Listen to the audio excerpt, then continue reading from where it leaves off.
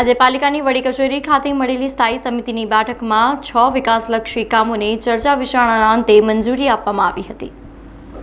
વડોદરા મહાનગરપાલિકાની વડી કચેરી ખાતે આજે સ્થાયી સમિતિની બેઠક મળી હતી। સ્થાયી સમિતિના એજન્ડા પર કુલ 10 કામો મંજૂરી અર્થે મૂકવામાં આવ્યા હતા, જે પૈકીના 9 કામોની સ્થાયી સમિતિની બેઠકમાં મંજૂરી આપવામાં આવી હતી, જ્યારે એક કામને નામંજૂર કરવામાં આવ્યું હતું। આજની બેઠકમાં મુખ્યત્વે ડ્રેનેજ પ્રોજેક્ટ શાખા, બિલ્ડિંગ પ્રોજેક્ટ શાખા, ડ્રેનેજ અને વરસાદી ગટર પ્રોજેક્ટ શાખા તેમજ પાણી પુરવઠા અને સ્ટ્રીટ લાઇટ વિભાગ જેવા મહત્વપૂર્ણ વિભાગોના વિકાસલક્ષી કામોને મંજૂરી આપવામાં આવી હતી। બેઠકમાં મંજૂર અને નામંજૂર થયેલા કામો અંગે પાલિકાના સ્થાયી સમિતિના અધ્યક્ષ ડોક્ટર શીતલ મિસ્ત્રીએ વધુ માહિતી આપી હતી। 11 પ્રપોઝલ મૂકવામાં આવી હતી, એમાંથી એક કામ નામંજૂર થયું છે। અલગ અલગ કામોની વાત કરીએ તો વોર્ડ નંબર 17માં સુસેન સર્કલ પાસે સુસેન પમ્પિંગ સ્ટેશનથી મુખ્ય નળિકામાં ભંગાણ પડ્યું હતું। 67(3)C હેઠળ 6,09,574ના ખર્ચે જે કામ કરવામાં આવ્યું હતું એ કામને જાણમાં લેવામાં આવ્યું છે। દક્ષિણ ઝોનમાં 7 જેટલા એસ્પિરેશનલ ટોયલેટ બનાવવાનો સિવિલ કામનો ઇજારો 1.5 કરોડની મર્યાદામાં આપવાનો હતો।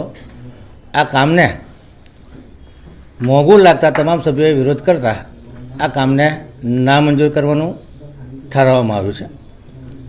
ડ્રેનેજ વરસાદી ગટર પ્રોજેક્ટ શાખા દ્વારા સુસેન 4 રસ્તા પાસે જીઆઈડીસી પમ્પિંગ સ્ટેશનથી ડ્રેનેજ પ્રેશર લાઇનની દુરસ્તી અને બાયપાસ લાઇન નાખવાની કામગીરી 67(3)C હેઠળ 5,61,648 વત્તા જીએસટીનું જે કામ કરવામાં આવ્યું છે અને જાણમાં લેવામાં આવ્યું છે। દક્ષિણ ઝોનમાં વોર્ડ 17માં સુસેન સર્કલથી બ્રોડ ડેરી સર્કલ તરફ જતા રસ્તે એટલાન્ટિસ કોમ્પ્લેક્સ પાસે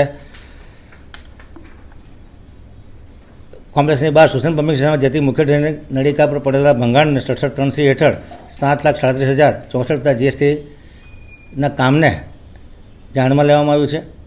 પાણી પુરવઠા શાખા દ્વારા TP3 બાયરી TP4માં નવીન નેટવર્ક નાખવાનું જે કામ ફેઝવાઇઝ ચાલે છે એ કામને 93,98,351 અને 5.69% વધુના ભાવપત્રકને મંજૂરી આપવામાં આવી છે।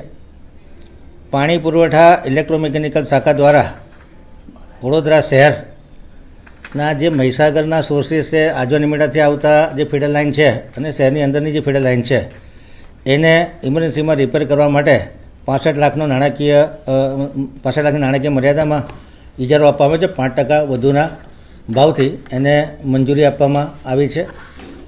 ઇલેક્ટ્રોમિકેનિકલ શાખા હસ્તક ગાજરાવાડી 66 MLDનો જે એસટીપી છે એના ઓએનએમના કામને ફક્ત 6 મહિના માટે કામગીરી કરાવવાનું ઠરાવવામાં આવ્યું છે અને એ દરમિયાન નવીન ઇજારો કરવાનું સૂચવવામાં આવ્યું છે। નગરગૃહ, ખાસ કરીને પંડિત દીનદયાલ નગરગૃહ અને સર સયાજીરાવ નગરગૃહ ખાતે 1 વર્ષ માટે હાઉસકીપિંગના કામને ક્રમશઃ 23,38,000 અને 23,38,000 બંને કામ સરખા છે અને બંનેના ભાવપત્રક પણ સરખા છે, એને મંજૂરી આપવામાં આવી છે। સ્ટ્રીટ લાઇટ વિભાગ દ્વારા જે ઇજાદાર મેસર્સ રાજદીપ ઇલેક્ટ્રિકલ્સ પ્રાઇવેટ લિમિટેડને વર્ક ઓર્ડર આપ્યો હતો, ખાસ કરીને નિભાવણીનો વર્ક ઓર્ડર હતો અને કોટા અને ફોડવારી કોટાના જે ઇજારા હતા એ ઇજારામાંથી એમને ટર્મિનેટ કરી નાખવામાં આવ્યા છે અને કાળી યાદીમાં નહીં મૂકવા પરંતુ ફક્ત ટર્મિનેટ કરી અનામત અટકાવવામાં આવી છે તથા બાકીની કામગીરી એમના ખર્ચેના જોખમે અન્ય ઇજાદાર પાસે કરાવવાનું ઠરવામાં આવ્યું છે। તો કાઉન્સિલરો પોતાની સ્થાયીના સભ્યો પોતાની રજૂઆતો કરતા હોય છે અને એને એમિકેબલ સોલ્યુશન સ્થાયીમાં નીકળતા હોય છે। અમુક સભ્યોએ એવી રજૂઆત કરી કે 0 વર્ષની વાત ચાલતી હોય તો જે કોર્પોરેશનના પીએ છે કે મ્યુનિસિપલ સેક્રેટરી છે એ સ્ટેન્ડિંગમાં હાજર ન રહે, કારણ કે એ વાતો કાઉન્સિલર અને કમિશનર વચ્ચેની હોય છે। જે કંઈ નહીં, વિસ્તારના કામોને વાતાવરણ કોઈ ગરમાયું જ નથી, ખાલી વાત વિસ્તારના કામો કરવા માટેની રજૂઆત કરી। કયા કામો નથી? રોડને લગતા છે, બાયલી તળાવનું કામ છે, બીજા ઘણા બીજા।